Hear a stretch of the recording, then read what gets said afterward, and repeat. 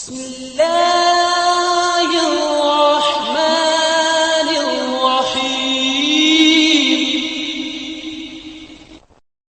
ناظرین کرام، السلام علیکم ورحمۃ اللہ تعالی وبرکاتہ۔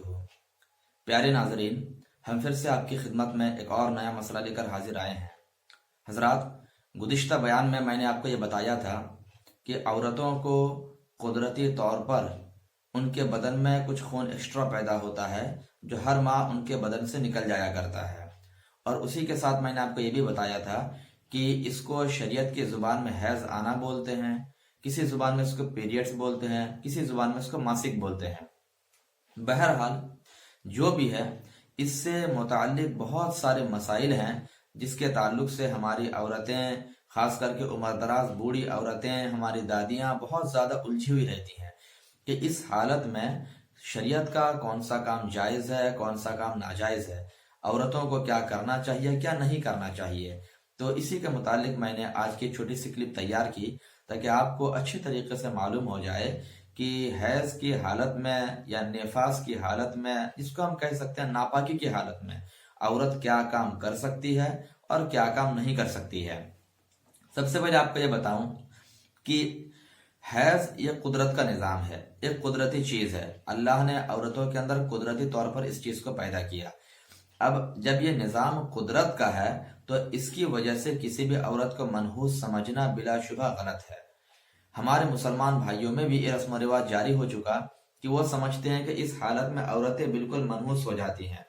اب منحوس ہونے کا مطلب یہ ہے کہ اس حالت میں ان کے ساتھ کھانا پینا، ان کے ساتھ لیٹنا، یا ان کے ساتھ ایک ہی بستر پر سونا، نہانا، غسل کرنا، یہ سارا کام منع ہو جاتا ہے۔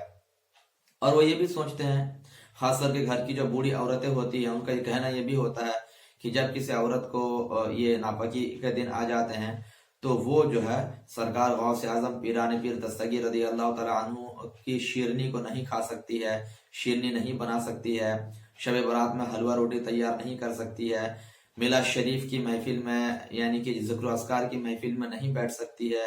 اس طرح کے عجیب و غریب واقعات گھر کی عورتیں بیان کرتی رہتی ہیں۔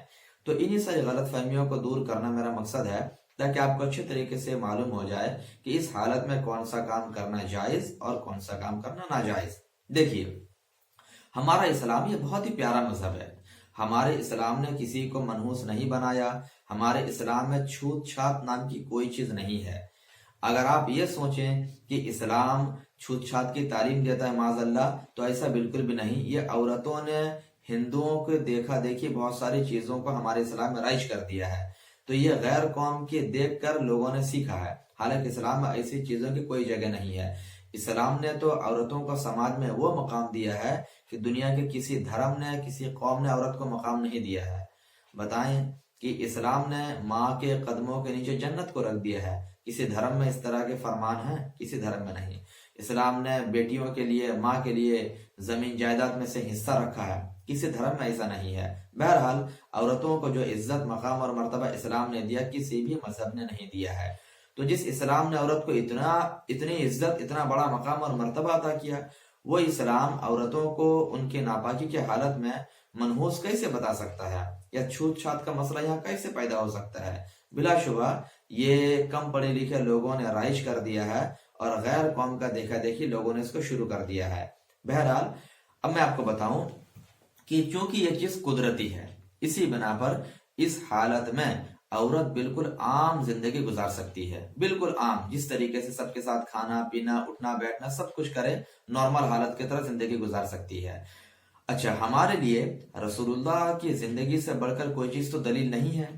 ہم روایت میں یہ دیکھتے ہیں کہ جو ماں عائشہ صدیقہ رضی اللہ تعالی عنہا کو حیض آتا تھا، ان کے ناپاکی کے دن شروع ہوتے تھے، اس کے باوجود بھی دونوں عالم کے مالک و مختار رسول اللہ صلی اللہ علیہ وسلم ان کے ساتھ ایک ہی بالٹی میں پانی لے کر غسل فرماتے، ان کے ساتھ ایک ہی بستر پر سوتے۔ اس کے باوجود بھی ذرا آپ اندازہ لگاؤ کہ جب نبی ہو کر یہ کام کر رہے ہیں تو ہم تو امتی ہیں، تو ہمارے لیے کیا یہ کام ناجائز و حرام ہو جائے گا؟ بلا شبہ یہ ہماری غلط فہمی ہے۔ اچھا، یہودی اور نصارہ یعنی کرسچن لوگ اور یہودی لوگ اس حالت میں عورتوں کے اوپر بہت ظلم کرتے ہیں. ہندو لوگ تو اس کو بالکل چھوت بنا دیتے ہیں. جب عورت کا یہ دن آتا ہے تو ہندو لوگ عورتوں کی پلیٹ کو الگ کر دیتے ہیں, ان کا بستر الگ کر دیتے ہیں, اور جو چیز چھپانے کی ہوتی ہے اس طریقے سے چھوت چھات منانے کی وجہ سے پورے گھر والے جان جاتے ہیں کہ عورت کا دن خراب آ گیا ہے. پورے گھر والے جان جاتے ہیں. ہمارے اسلام نے اس چیز کو چھپانے کا حکم دیا, اس چیز کو چھپایا جائے. عورت کی عزت کا سوال ہے, پردے کی چیز ہے. تو اسلام نے کہا کہ سارا کام نارمل زندگی جس طرح سے عورت گزارتی ہے اسی طریقے سے گزار سکتی ہے, اسی طریقے سے گزار سکتی ہے. اس میں چھوت چھات کوئی چیز نہیں ہے. شیرنی بنا سکتی ہے, سرکار غوث اعظم کا نیاز بھی کھا سکتی ہے. وہ یہاں تک کہ ہمارے علماء نے فرمایا کہ اگر عورت وہ نمازی ہے تو اسے چاہیے کہ 5 وقت جب نماز کا ٹائم آ جائے تو نماز کے ٹائم میں وضو جس طرح کرتے ہیں اس طرح وضو کر لے. یعنی وضو تو اس کا ہوگا نہیں لیکن چہرے کا دھلنا, ہاتھ کا دھلنا کر لے وضو کے طریقے سے, اور مصلی بچھا کر بیٹھ جائے. اور جتنا دیر تک وہ نماز پڑھتی تھی عام دنوں میں اتنا ہی دیر تک بیٹھ کر اللہ کی بارگاہ میں ذکر و اذکار کرتی رہے.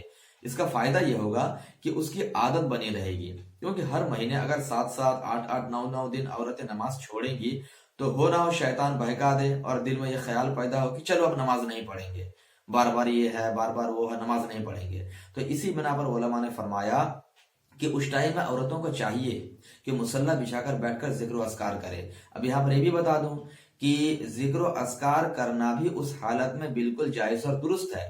کلمہ شریف پڑھے, درود شریف پڑھے, یعنی کہ قرآن مقدس کو چھونے اور پڑھنے کے علاوہ اور نماز اور روزہ کے علاوہ اس حالت میں عورتیں سارا کام کر سکتی ہیں, سارا کام. ہم اگر یہ سوچتے کہ یہ نہیں کر سکتی وہ نہیں کر سکتی تو یہ غیر قوم میں ہے. ہمارے اسلام میں ایسا کچھ بھی نہیں ہے. بس 3 کام آپ یاد رکھیں. عورتیں مینسس کی حالت میں, ناپاکی کے دنوں میں قرآن پاک پڑھ نہیں سکتی ہے, چھو نہیں سکتی ہے, نماز نہیں پڑھ سکتی ہے, روزہ نہیں رکھ سکتی ہے, اور خانہ کعبہ کا طواف کرنا اس کے لیے منع ہوتا ہے.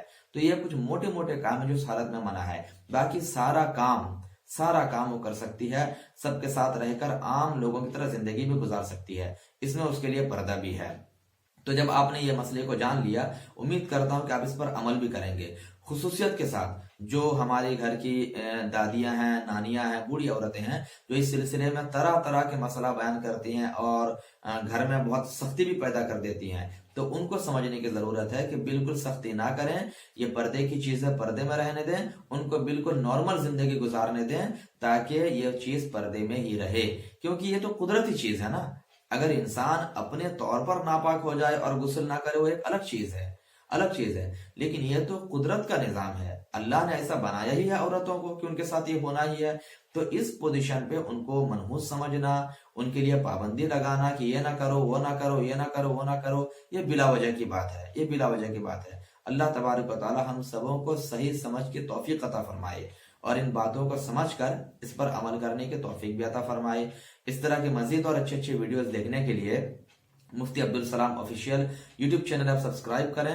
اس ویڈیو کو آگے بڑھائیں, شیئر کریں ثواب کی نیت سے, تاکہ ہمارے سماج سے اس طرح کا غلط رسم و رواج جلدی سے جلدی ختم ہو اور تمام حضرات اچھے طریقے سے اسلامی طریقے سے زندگی گزارے.